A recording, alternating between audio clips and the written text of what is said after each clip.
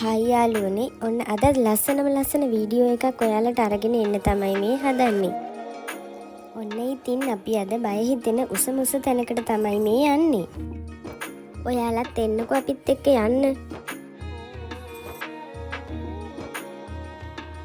අර ඈතින් පේනවා නේද? අන්න එතරට තමයි මේ අපි යන්න හදන්නේ.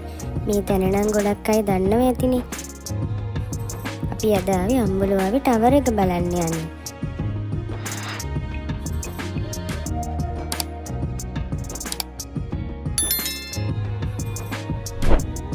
මේ එන්ට්‍රන්ස් එක ළඟ තියෙන කවුන්ටර් එකෙන් ටිකට් අරගන්න ඕන.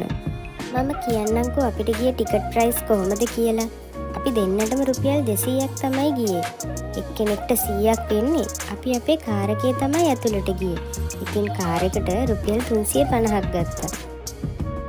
අපිට මේ එන්ට්‍රන්ස් එකේ ඉඳලා කිලෝමීටර් 2ක් වගේ දුරක් යන්න තියෙනවා. සමහර අය නම් පයින්ුත් යනවා. තව සමහර අය පාකින් එකේ තියෙන ත්‍රිවිල් වලත් යනවා.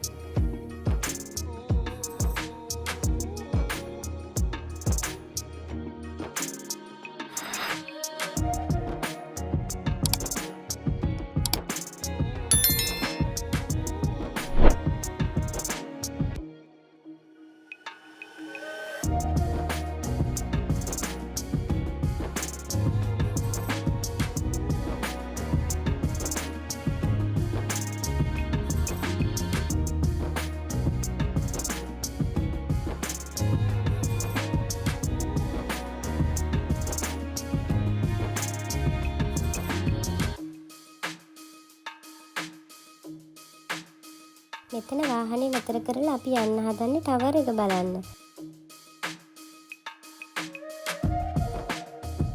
මේ පේන තැන නම් අලුත් එක්ස්පීරියන්ස් එකක් ගන්න පුළුවන්. මොකද මෙතන තියෙනවා ඇඩ්වෙන්චර් සෝන් එකක්. එක ගේම් තියෙනවා ප්ලේ කරන්න. ඉතින් අපි නම් අද ඒ ප්ලේස් එකට යන්නේ නෑ. අපි යමු ටවර් එක බලන්න.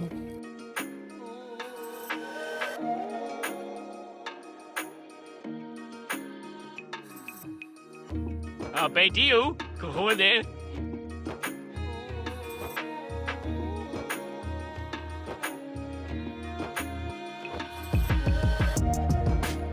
අපි දැන් ඉන්නේ අම්බලුවාව ටවර් එක පාමුල.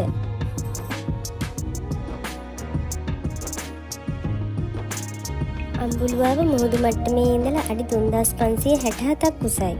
ගම්පල ටවුන් එකේ ඉඳලා ගත්තොත් අඩි 1000කට වඩා උසින් තමයි අපි මේ ඉන්නේ. දැන් අපි යමුද ටවර් එකේ උඩටම යනකොට 360 view එකක් බලා ගන්න පුළුවන් වෙනවා. ටික දුරක් යනකම් කුළුණ ඇතුලෙන් තමයි යන්න තියෙන්නේ. උඩට යන්න පඩිපෙළ ගොඩාක් පොඩි වෙනවා. බය හිතෙනවා ඉතින්. මොකද හුළඟ සෑහෙන්න වැඩි උඩට යද්දි. සමහර තැන්වල මම දැක්ක දෙයක් තමයි ටවර් එක ඇතුලට වෙන පුංචි කාමර වගේ තැන් කිහිපයක්ම මුදුනේ තියෙනවා. පඩිපෙළ උඩට යනකොට පටු නිසා දෙන්නෙක්ට පහසුවෙන් මාරු වෙන්න පුළුවන් විදිහට තමයි ඒව හදලා තියෙන්නේ. හරිම ලස්සන වටවිතාවක් තමයි තියෙන්නේ.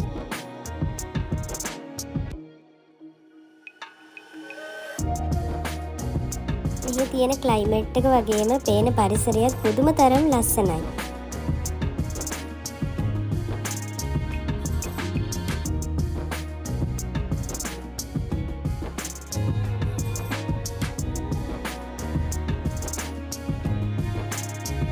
මේ මුදුනේ ඉඳලා වටේටම අපිට බලා ගන්න පුළුවන් දේවල් ගොඩක් තියෙනවා.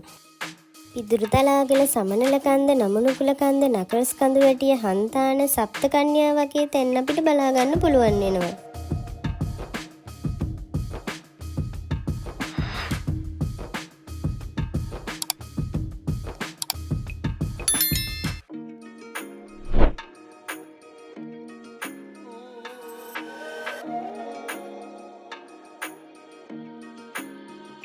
අම්බලුවාව ටවර් එකේ බිම්මහලේ තමයි මෙන්න මේ අත්කම් නිර්මාණ අපිට බලා ගන්න පුළුවන් වෙන්නේ.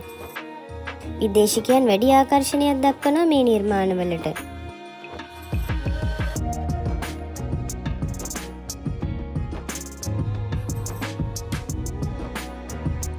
අම්බලුවාව ජෛව විවිධත්වයේ පිරුණු ලස්සන පරිසරයක තමයි පිහිටලා තියෙන්නේ.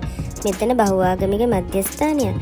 සරලවම කිව්වොත් ලංකාවේ අපි අදහන ආගම් කිහිපයකම ආගමික සිද්ධස්ථාන මෙතන ඉදි කරලා තියෙනවා. බෞද්ධ, හින්දු, කතෝලික, මුස්ලිම් හැමෝටම මේක බලන්න එන්න පුළුවන්. එහෙනම් අපි ආයෙත් ලස්සන වීඩියෝ එකකින් ඔයාලා හම්බ වෙන්න එන්නම්. පරිස්සමින් ඉන්න.